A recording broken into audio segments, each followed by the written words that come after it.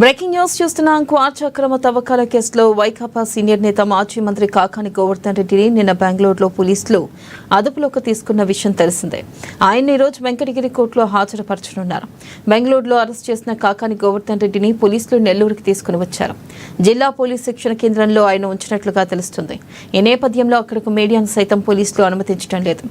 Kilometre దూరంలోనే అన్ని వాహనాలను నిలుపుదల చేస్తున్నారు. మైనింగ్ అక్రమ తరలింపు కేసులో కాకానిని పోలీసులు విచారిస్తున్నారు.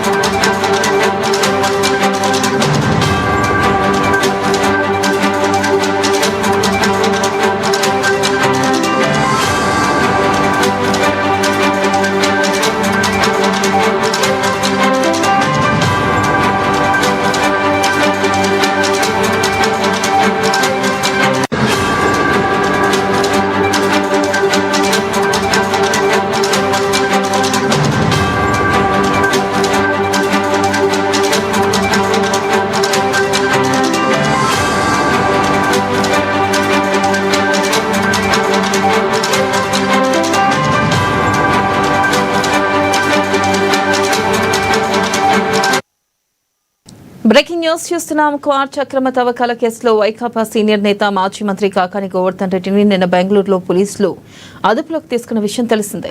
ఆయన్ను ఈ రోజు వెంకటగిరి కోర్టులో హాజరుపరచనున్నారు. బెంగళూరులో అరెస్ట్ చేసిన కాకాని గోవర్ధన్ రెడ్డిని పోలీసులు నెల్లూరుకు తీసుకొచ్చారు. అయితే జిల్లా పోలీస్ శిక్షణ కేంద్రంలో ఆయన ఉంచినట్లుగా తెలుస్తుంది. ఈ నేపథ్యంలో అక్కడకు మీడియాను సైతం పోలీసులు అనుమతించడం లేదు. కిలోమీటర్ దూరంలోని అన్ని వాహనాలను నిలుపుదల చేస్తున్నారు.